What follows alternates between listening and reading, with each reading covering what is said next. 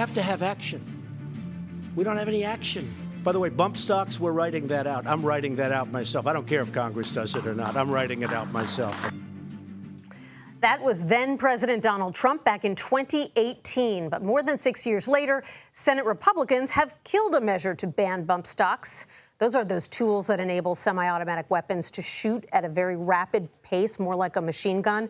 The vote followed last week's decision from the Supreme Court that threw out the Trump administration ban. Our Scott MacFarlane joins us now from Capitol Hill. Scott, you were watching all of this unfold, so walk us through what went down that ended with this measure being killed. Did it get any Republican support? There were really no expectations of Republican support, so no surprise when a Republican stopped what they call that unanimous consent vote, trying to expedite and fast-track this into law. It was Nebraska Republican Pete Ricketts who blocked this proposal from New Mexico Democrat Martin Heinrich to act on what the Supreme Court did Friday, which is say Congress has to pass law to ban bump stocks. It can't be done by executive decree or executive action, no matter the party of the president. Bump stocks have their critics in both parties, but this is a different issue altogether. Congress is just not going to fast-track anything on an issue as volatile as gun control and gun rights. Here's Senator Heinrich speaking with CBS News earlier today about this overall issue of why bump stocks have to go. There is literally no legitimate use for a bump stock.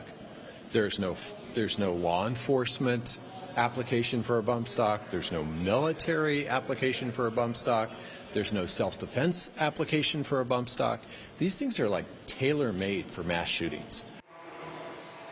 So how are Republicans defending this blocking of bump stocks legislation? They're arguing the legislation is Democratic crafted and overreaches and ends up blocking out what should be lawful firearms accessories or firearms tools. They say it goes too far and they have to craft the legislation differently.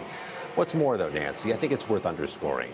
This is the third of three messaging bills by Democrats over the past 3 weeks. They put on a bill to federalize protections for IVF, for contraceptives, and bump stocks. None of them was expected to pass. All of them are expected to be used in November. Right. They want to make the point to voters that we're on your side on these issues. Changing gears, Scott, the House Ethics Committee confirmed it's still investigating Congressman Matt Gaetz, and we got more information about what it is that they're looking into. It was quite a barn burner. Tell us what you made of their statement.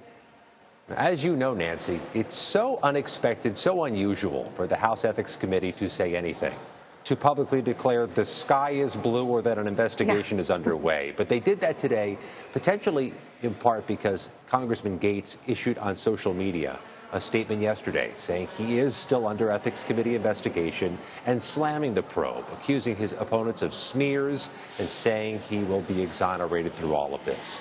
What the House Ethics Committee did today was saying it's plowing forward with an investigation of Mr. Gaetz, saying among the things they're investigating are sex misconduct, illicit drug use, inappropriate receipt of gifts, and obstructing an investigation. They don't put a timetable on this, but this case, this investigation is gaining tonnage as it goes along, Nancy.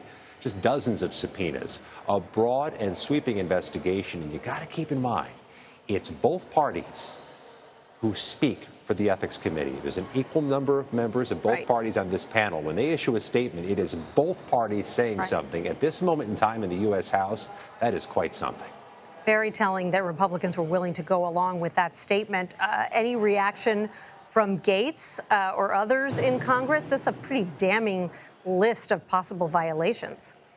It's quite a set of allegations to put out there in the public sphere. Words like sex and drugs, they ring off the marble walls when you say them. Congressman Gaetz referred us back to his social media post that might have launched this whole public statement in which he says he's going to be exonerated and blasts the allegations. He's also ascribed blame to this to former House Speaker Kevin McCarthy. The former speaker, he says, was behind the ethics probe or played some role in getting it going. You'll recall Matt Gaetz is one of 8 House Republicans who were part of that group, who launched that group to oust McCarthy last year. I think we'll end up finding out that Gaetz had a lot more to do with this investigation being launched than Kevin McCarthy, but we'll watch and see. Scott MacFarlane, thank you so much.